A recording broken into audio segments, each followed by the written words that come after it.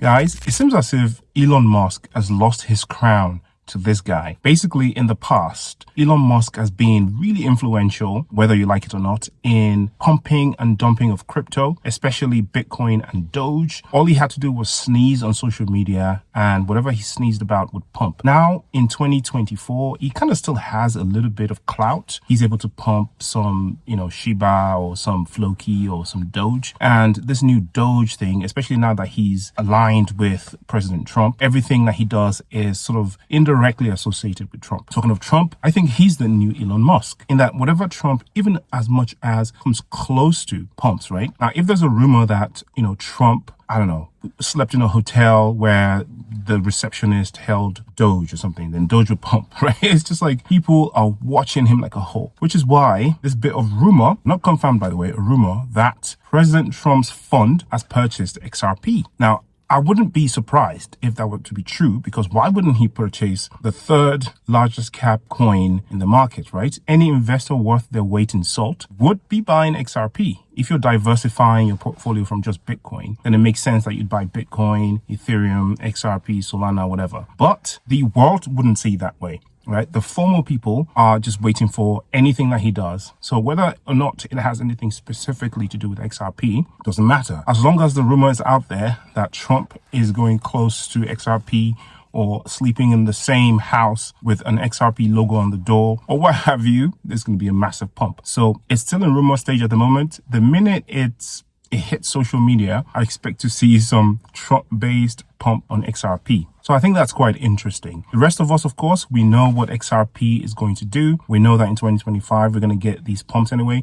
A lot of them are going to be Trump related because he's going to be inaugurated into the position of president. And we're going to see some of the moves that he's going to make from the White House in collaboration with some key figures like Brad Garlinghouse and Charles Hoskinson and whoever else it is. There's even rumor that he might be working with, the ton guy, Justin Sun, which, I don't know. I'm not a big fan of Justin Sun. A lot of people in crypto are not big fans of Justin Sun, and that's for good reason. But I'm not going into that. Back to Elon Musk, right? So Elon Musk and SpaceX and his Tesla company have also been associated with crypto. So Tesla accepting crypto or accepting Bitcoin, and I think Doge in the last bull market contributed to a massive pump in those tokens, right? And then when he announced that he wasn't going to accept those coins, it contributed to a giant dump. So he had such a massive influence back in those days, right? And then his SpaceX company announcing that they were going to put a Bitcoin in space. I think also a Dogecoin was supposed to go to space. Just those kind of cool things contributed to the frenzy, the interest, the public interest, the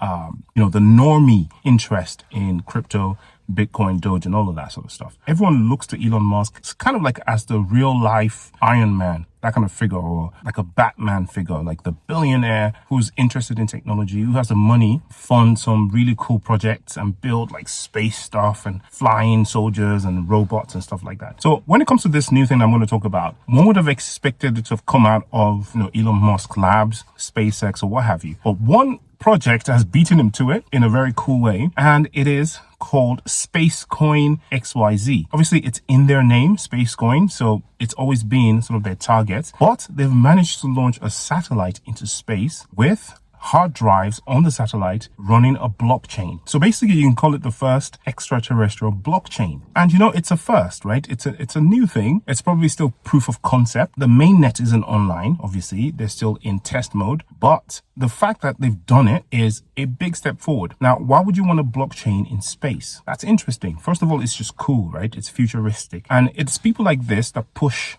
futuristic ideas that gave us blockchain in the first place, right? People always pushing the edge. Sometimes, people do science and technology just for the sake of the science and technology. Can this be done? Can we send, a dog into the bottom of the ocean? And all of these experiments that people carry out push the frontier of knowledge, technology, every inch forward. So now these space hard drives are in orbit effectively. So, everything in space, all the satellites are in orbit. They haven't exited the Earth's gravity. They're still in orbit, right? Most of these satellites, they're not in full sort of journey outside our solar system, for instance, right? So they're in orbit. So now if you're wondering what the point is, one of the benefits of having satellites in space running blockchain is for physical security. Now, there are two ways that you can put a blockchain physically in danger is to locate all the nodes and tamper with them, or if a disaster were to happen, either man-made disasters like a bombing or something like that, or an earthquake or tsunami and stuff like that. Now, when you look at Bitcoin, the reason why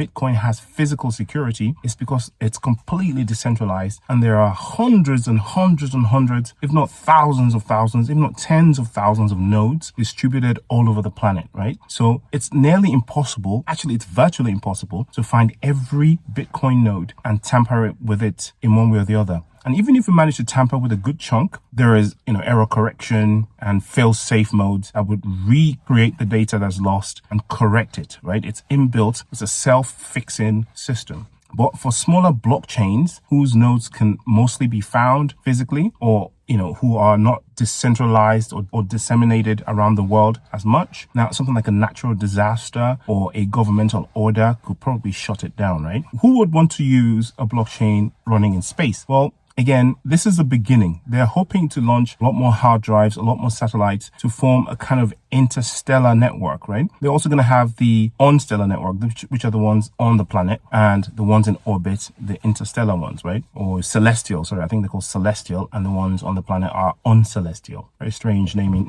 nomenclature, but there you go. The idea is it's an unprecedented way to secure data, right? To secure a blockchain. The hard drives are in orbit somewhere. Now, if you think about how big the Earth is, right? Terrestrial, something sitting on land, right? Yes, it's hard to find, but if you know the location, anybody can get to it physically. But the ones in space or the ones in orbit, even if you know the location via GPS, for instance, right?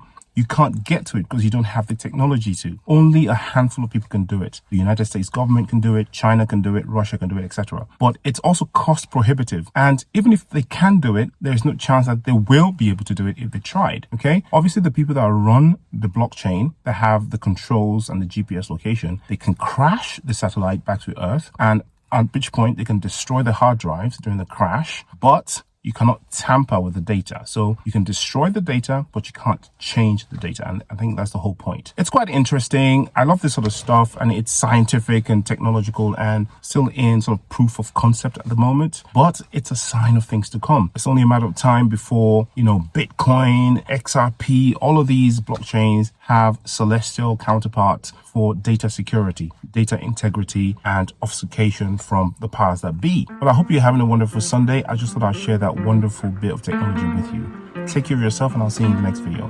Peace.